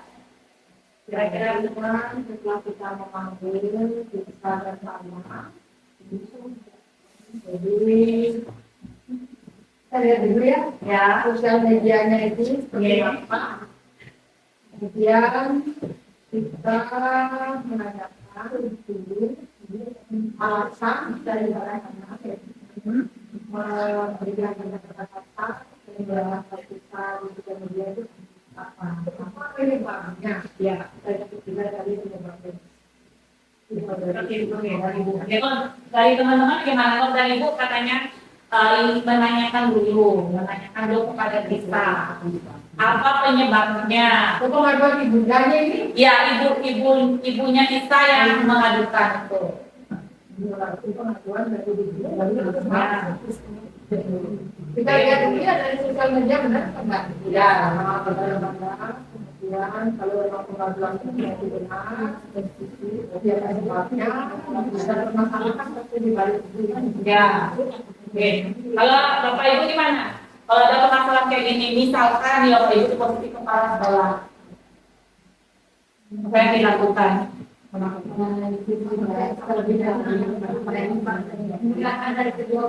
Mendengarkan dari kedua belah pihak, ya, kemudian menganalisis kira-kira apa permasalahannya, ya.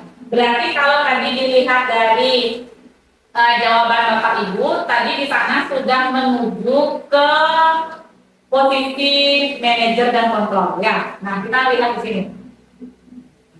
Jadi pemaparan saya sekarang adalah tentang restitusi yang merupakan 5 posisi kontrol ya Pak Ibu.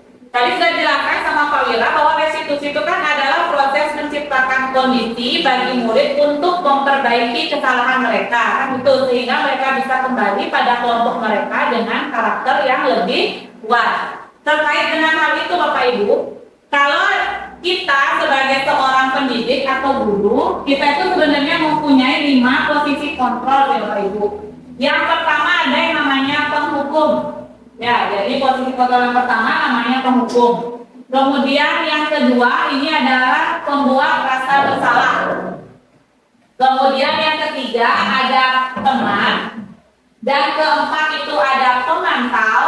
Dan yang terakhir, posisi yang kelima itu adalah manajer. Ya, jadi ada 5 posisi kontrol yang kita sebagai guru itu bisa berada, gitu ya. Karena tidak dipungkiri dari 5 posisi kontrol ini, nanti setelah yang coba untuk paparkan, Bapak Ibu kira-kira berada di posisi yang mana? Ya, coba kita mulai dari yang pertama. Nah, ini penghukum. Nah, kalau penghukum, kalau Bapak Ibu berada di dalam posisi penghukum, biasanya Bapak Ibu tuh biar akan menggunakan hukuman itu dalam bentuk fisik maupun verbal. Tadi kayak Pak Wira bilang, misalkan ada yang disuruh lari keliling lapangan, atau tadi menggunakan kata-kata Pak Wira, kenapa awas ya kalau pengamat lagi. Nah itu jadi kalau di dalam posisi penghukum itu Bapak Ibu biasanya kalimatnya itu ada seperti ini, patuhi aturan saya atau awas ya. Nah kayak gitu. Jadi kalau ada kata-kata seperti itu biasanya Bapak Ibu sudah berada di dalam posisi penghukum. Kemudian kamu ini selalu saja salah. Nah kayak gitu. Kalau kita nanti ada mengucapkan yang seperti itu, secara tidak langsung kita sudah berada dalam posisi penghukum. Atau selalu deh, pasti dan selalu yang terakhir susah. Kayak gitu. Kalau kira-kira Bapak Ibu pernah nggak sih ada di posisi kayak gitu? Iya. Bapak Ibu saya juga pernah ya, bahkan sebelum tahu bahwa ada 5 posisi kontrol kayak gini, saya jadi berpikir lagi, ternyata saya pernah berada di posisi penghukum tadi ya. Nah kemudian yang kedua, ada membuat merasa bersalah.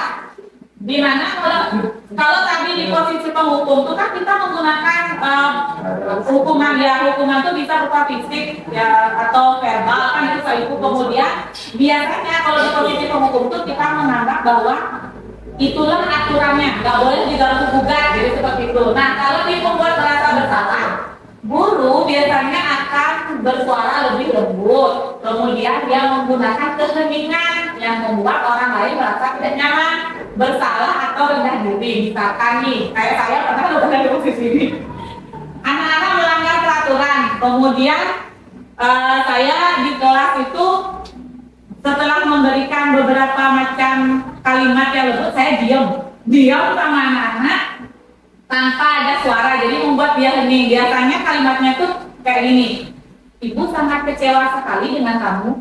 Nah kayak gitu, suaranya lembut, tapi membuat anak tuh merasa bersalah gitu. Kemudian berapa kali bapak harus memberitahu kamu ya? Nah kayak gitu misalkan. Atau kalimat yang ketiga bisa, gimana coba kalau orang tua kamu tahu kalau kamu berbuat ini? Nah ayo, pernah, pasti pernah ya Bapak Ibu ya? Yakin pasti pernah, karena saya juga pernah. Jadi Nilai. iya. Ya artinya kita seperti sudah berada di fase frustasi gitu ya, frustasi sama anak-anak. Gimana lagi ngasih tahunya? Tadi kita di posisi penghukum sudah pakai bahasa gitu, masih juga nggak bisa. Akhirnya kita coba ke posisi yang selanjutnya merasa bersalah. Tidak juga ada perubahan. Justru anak-anak tuh kadang-kadang kalau berada di posisi itu dia merasa kecewa sama kita, ternyata Bapak Ibu. Dia merasa kecewa sama kita, kemudian dia merasa apa yang sudah dia lakukan itu ternyata tidak membuat kita itu senang terhadap atas perilakunya dia itu kayak gitu ya. Jadi itu kalimatnya. Nah ini ada yang posisi yang ketiga sebagai teman. Guru pada posisi ini tidak akan menyakiti murid, namun akan tetap berupaya mengontrol murid melalui persuasi, jadi mengajak. Kalau Bapak Ibu berada di posisi teman, ini Bapak Ibu, ini ada 2 hal yang akan terjadi. Ada hal positif, ada hal negatif.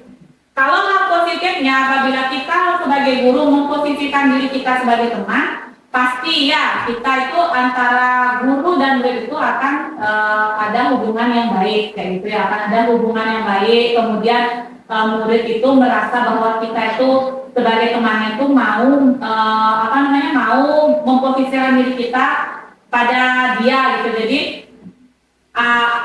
anak-anak itu menganggap sebagai teman, jadi bukan sebagai guru. Tetapi kalau misalkan itu kita terus lakukan, ini juga akan berdampak negatif pada anak-anak ternyata teman-teman. Jadi kalau kita memposisikan diri kita sebagai teman di depan anak-anak itu saat dia melakukan kesalahan, hal pertama yang mungkin akan terjadi itu adalah pertama dia akan merasa kecewa kalau kita tidak bisa memposisikan diri kita sebagai teman itu. Jadi mungkin sewaktu-waktu saat dia memerlukan ini, kemudian kita tidak bisa memberikan posisi ini kepada dia akan merasa kecewa. Dan satu lagi, ini hal yang kedua, yaitu murid itu hanya akan bertindak bertindak yang seperti itu pada guru tertentu saja. Nah, pada guru tertentu saja dan itu tidak berlaku kepada guru yang lain. Nah, ya yang sering kita alami di sekolah, ternyata setelah saya pelajari kayak gini, karena kita mungkin memposisikan diri kita sebagai teman, sehingga mungkin benar kalau oh murid saya enggak kayak gitu sama saya, kenapa kok ternyata dia tidak seperti itu sama guru yang lain, dia normal misalkan sama kita, tidak berani berkata kasar atau misalkan kalau apa-apa dia bilang baik, ternyata pada guru lain tidak berlaku seperti itu. Mungkin ini yang kita posisikan secara tidak sadar ya, kita memposisikan diri kita itu sebagai temannya anak-anak. Memang ada hal positif, ada hal negatifnya. Jadi hal negatifnya kayak gitu ya, dia akan terus merasa ketergantungan nanti sama kita, karena kalau kita nggak bisa memposisikan ini lagi kepada mereka akan kecewa kayak gitu.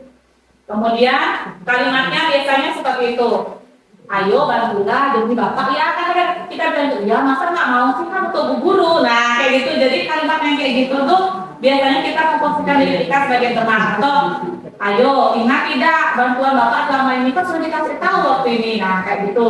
Atau ya sudah, yang sekarang ini nggak apa-apa, nanti ibu bantu deh beresin, nah kayak gitu. Jadi kalimat-kalimat yang seperti itu yang biasanya kita katakan atau ucapkan saat memposisikan diri kita sebagai teman. Kalimat yang posisi yang berikutnya adalah pemantau. Nah ini pemantau, kalau seorang pemantau namanya saja pemantau, berarti kita mengawasi kan gitu nih. Jadi seorang pemantau itu sangat mengandalkan penghitungan, catatan, data yang dapat digunakan sebagai bukti atas perilaku seseorang. Jadi pemantau ini misalkan Bapak Ibu di kelas punya nggak buku apa namanya, seperti buku catatan anak-anak yang berperilaku tidak baik, misalkan tidak buat PR, mengganggu teman, atau misalkan apa namanya datang terlambat, pasti punya ya. Nah kalau Bapak Ibu sudah punya buku catatan yang seperti ini di kelas, artinya sudah memposisikan diri Bapak Ibu sebagai pemantau. Jadi Bapak Ibu punya catatan tersendiri terkait dengan sikap dan perilaku anak itu. Jadi kalau sewaktu-waktu akan ada suatu permasalahan, kita bisa lihat track recordnya kayak apa, sudah berapa kali sih anak ini terlambat, sudah berapa kali sih dia nggak buat PR. Jadi kita berada di posisi pemantau. Biasanya Bapak Ibu, kalau ada anak-anak yang melanggar peraturan atau misalkan melanggar keyakinan kelas yang sudah dibuat sebelumnya, kalau kita berada di posisi pemantau, kita akan bertanya seperti ini, peraturannya apa? Nah jadi misalkan dia tidak buat PR, kita tanya sama dia, peraturannya apa di kelas? Misalkan kayak gitu, oh nggak boleh, bukan nggak boleh, membuat PR harus dengan disiplin kayak gitu, atau pengumpulan tugas harus tepat waktu. Apa yang telah kamu lakukan? Jadi anak-anak yang diminta untuk menjelaskan apa yang telah mereka langgar, kemudian sanksi atau konsekuensinya apa.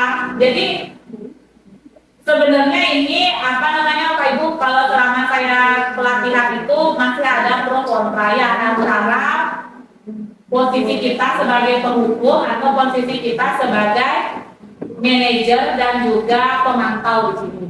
Jadi masih ada pro kontra, ada yang menganggap bahwa hukuman itu masih boleh gitu kita berikan kepada anak-anak tergantung dengan situasinya. Misalkan kayak kemarin ada seorang guru yang bilang karena dia di SMP, kalau saya terus berlaku sebagai manajer, kemudian tidak pernah berlaku sebagai penghukum, gimana? Murid-murid saya, karena tipe muridnya itu di SMP dan SMA itu sudah pada fase di mana mereka ingin berontak. Jadi mereka punya punya pendapat atau pendirian sendiri. Jadi ini sebenarnya masih pro kontra juga, bahkan instruktur saya juga bilang karena masih belum ada istilahnya kepastian ya, boleh apa enggak sih hukuman itu diberikan, atau kalaupun diberikan hukuman yang seperti apa yang boleh kita terapkan kepada anak-anak. Jadi kayak gitu. Ya, kemudian tapi kalau kita sekarang mampu memposisikan diri kita ya Pak Ibu sebagai manajer, di mana posisi ini membuat Itu guru tuh berbuat sesuatu bersama dengan murid. Jadi dia mempersilahkan murid untuk mempertanggungjawabkan perilakunya, mendukung agar dapat menemukan solusi atas permasalahannya sendiri. Jadi seperti itu. Oke. Kalimatnya, nah ini kalimatnya kembali ke keyakinan kelas tadi. Apa yang sudah kita yakini, pasti bertanya kayak gitu. Atau apakah kamu meyakininya? Atau jika kamu meyakininya, apakah kamu bersedia memperbaikinya? Jika kamu memperbaiki ini, hal ini menunjukkan apa tentang dirimu? Atau apa rencana kamu untuk memperbaiki hal ini? Jadi dari 5 posisi kontrol yang sudah saya paparkan tadi, Bapak Ibu, sebenarnya diharapkan Bapak Ibu itu berada pada posisi ini, posisi manajer. Nih, posisi manajer di mana kalau nanti ada suatu permasalahan, kita tidak langsung melakukan sesuatu itu berupa hukuman, kemudian memberikan sanksi yang berat kepada anak-anak. Tapi kita harus kembalikan kepada keyakinan kelas yang sudah kita tentukan sebelumnya. Kemudian anak-anak itu harus dijelaskan lagi, nih, apa yang sudah dia langgar dari keyakinan kelasnya. Kemudian ini Bapak Ibu yang tadi restitusi. Nah, ini segitiga restitusi ini terkait dengan tadi yang dibilang sama Pak Wira, bahwa dalam menyelesaikan suatu masalah sebenarnya kita harus melakukan 3 tahapan ini, Bapak Ibu. Jadi ini juga teori yang diungkapkan oleh Diana Gosen tadi tentang segitiga restitusi, bahwa dalam memecahkan suatu permasalahan ada 3 langkah yang dapat kita lakukan sebagai seorang guru, Bapak Ibu. Yang pertama adalah yang ini, menstabilkan identitas.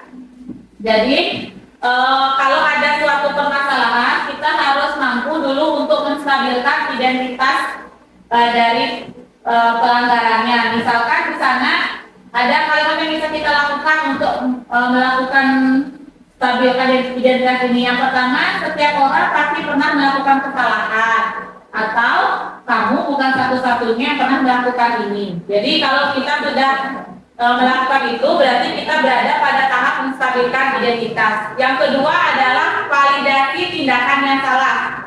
Kemudian yang ketiga adalah menanyakan keyakinan. Kalau di validasi tindakan salah, Bapak Ibu, kita biasanya akan bertanya kepada anak seperti ini. Kamu tentunya punya alasan melakukan itu, atau adakah cara yang lebih efektif untuk mendapatkan apa yang kamu butuhkan, gitu. Jadi kalau dalam segitiga restitusi ini, kita menanyakan dulu alasannya. Tadi Ibu Kepala bilang sebenarnya secara tidak langsung Ibu itu sudah pernah menerapkan segitiga restitusi ini, tapi kita tidak tahu. Ya, kita tidak tahu bahwa ternyata kita sudah pernah melakukan ini, validasi tindakan yang salah. Jadi kalau tadi dibilang menanyakan dulu apa alasannya, kemudian apa caranya yang lebih efektif agar untuk mendapatkan apa yang kamu butuhkan, itu kita sudah berada di tahapan yang kedua, yaitu validasi tindakan yang salah. Kemudian yang ketiga adalah menanyakan keyakinan. Nah, kalau dari pengalaman saya, Bapak Ibu, saya itu belum pernah menyelesaikan masalah sampai pada tahap yang ketiga ini, yaitu menanyakan keyakinan.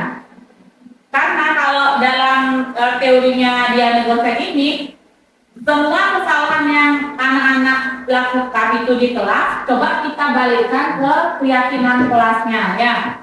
Jadi kita balikkan ke keyakinan kelasnya, kira-kira apa sih keyakinan kelas yang telah kita sepakati tapi dilanggar oleh anak-anak. Jadi seperti itu. Kalau pengalaman saya dari segitiga restitusi ini, yang belum pernah saya terapkan sebelum mengikuti pelatihan CGP ini adalah menanyakan keyakinan.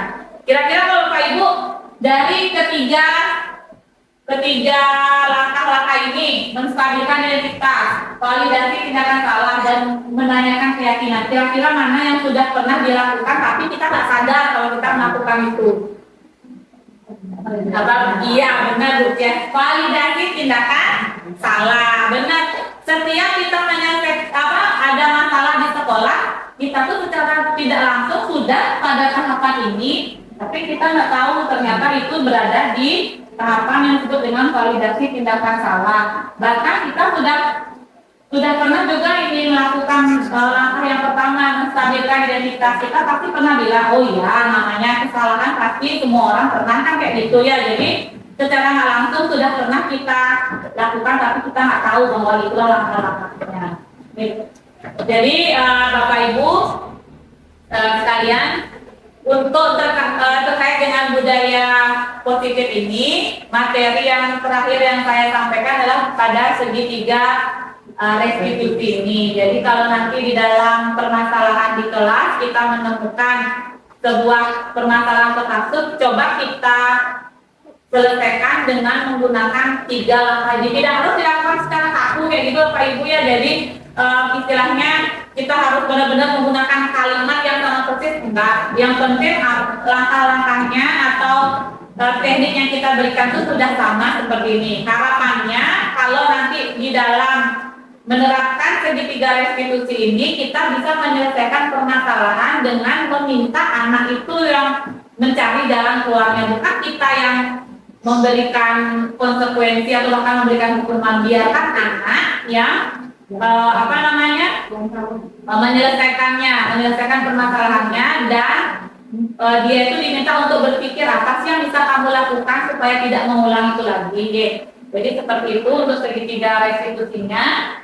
Kalau di sini tadi yang sudah saya jelaskan tadi, kalimat-kalimatnya itu seperti apa. Kalau yang pertama ini tadi yang menstabilkan identitas, kemudian yang kedua validasi tindakan salah, dan yang ketiga itu adalah menanyakan keyakinan. Jadi seperti itu. Nanti kalau untuk contoh kalimatnya seperti apa akan saya share nantinya Bapak Ibu untuk materinya.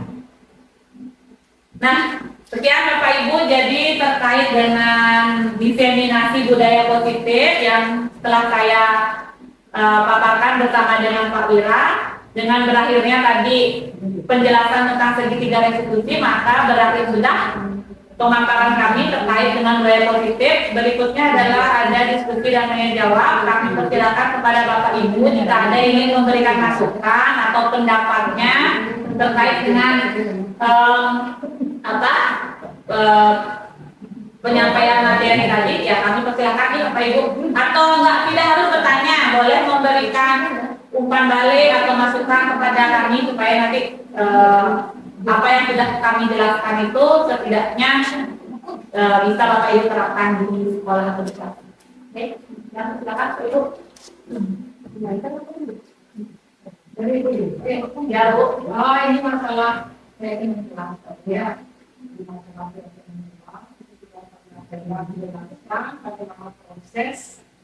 Prosesnya untuk membuat kebijakan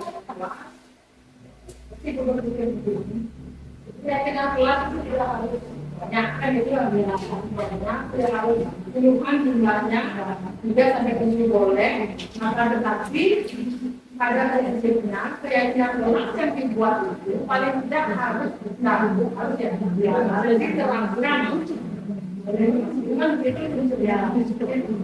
dengan itu berarti berapapun jumlahnya nanti sedikit atau banyaknya itu lebih dari 7, yang penting bisa dilakukan. Jangan membuat keyakinan kelas yang tidak bisa dilaksanakan. Iya betul. Nih benar sekali tadi Bu. Jadi benar poinnya itu, jangan sampai kita membuat keyakinan kelas yang tidak bisa kita terapkan gitu. Jadi kita buat keyakinan kelas yang mungkin kita anggap bagus, tapi ternyata justru itu nggak bisa kita terapkan di kelas kita. Terima kasih Ibu atas masukannya. Mungkin ada yang lain dari teman-teman? Sudah cukup? Ya. Oke, baik teman-teman semuanya, karena diseminasi budaya positif sudah kami berdua sampaikan. Harapan kami ke depannya mudah-mudahan dengan Tiang dan Pak Wira ini sudah menjelaskan ini kepada teman-teman, bisa nanti teman-teman terapkan dalam permasalahan yang dihadapi di kelas. Akhir kata, Tiang aturkan para Santi, Om Santi Om. Terima kasih atas waktu yang telah Bapak Ibu semuanya luangkan, dan juga Ibu Kepala Sekolah atas waktu yang diluangkan. Kegiatan ini bisa kita akhiri. Terima kasih Bapak Ibu semuanya. Selamat pagi anak-anak. Selamat pagi. Kabarnya? Baik. Oke, baiklah, untuk hari ini kita akan membuat keyakinan kelas, ya? Jadi nanti setelah guru bagikan ini kertas warna-warni ini, silakan tulis salah satu keinginan kalian. Kalian mau kelas yang bagaimana? Ingin kelas ini bagaimana? Boleh, bebas, silakan ditulis dalam satu kalimat. Ya, setelah itu nanti kita tempelkan bersama di depan. Paham? Paham. Dibagikan dulu. Misalnya apa? Saya ingin kelas yang bagaimana? Saya ingin teman-teman berbicara yang bagaimana?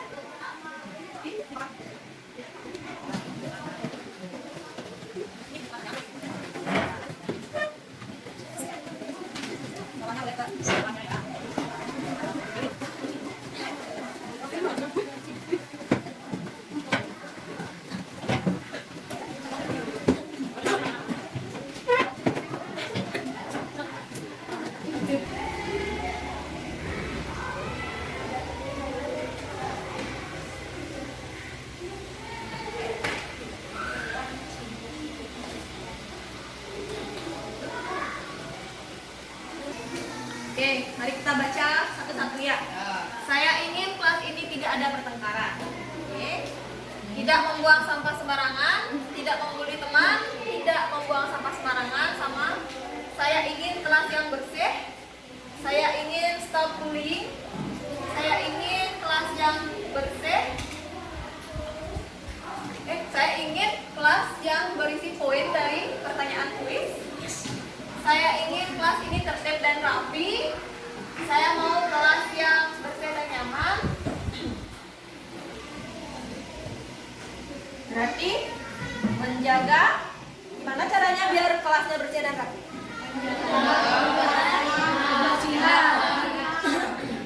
Menjaga kebersihan.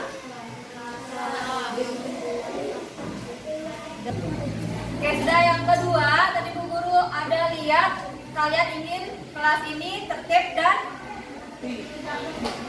disiplin. Oke, tertib.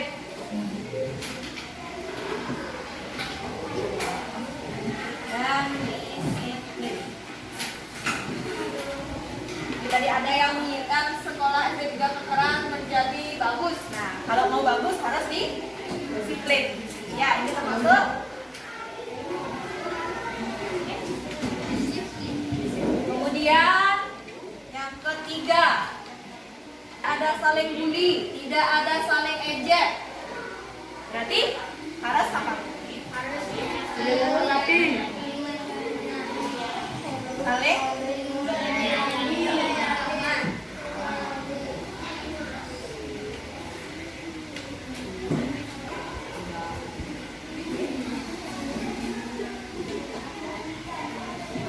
baiklah anak-anak, tadi ada yang Bu Guru lihat, ada yang menginginkan kelasnya itu ya, saya ingin kelas yang penuh prestasi dan juga ada juga tadi mana ya yang poin mendapat poin ya, ada tadi yang menginginkan poin ya dalam kuis. Nah, jadi ini bisa kita tulis sebagai keyakinan kelas. Kita harus berprestasi dalam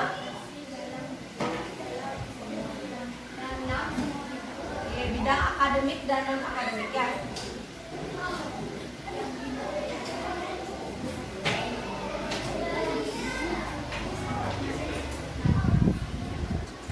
Ini yang termasuk ke dalam integritas.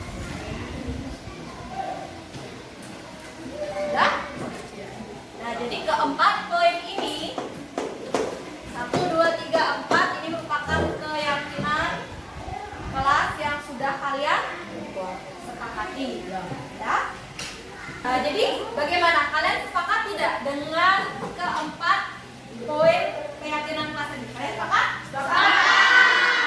Ada yang tidak sepakat? Tidak. Ya, ada semua sepakat ya. Jadi kalau tidak sepakat, akan dilakukan dengan baik, dilaksanakan dengan baik. Oke?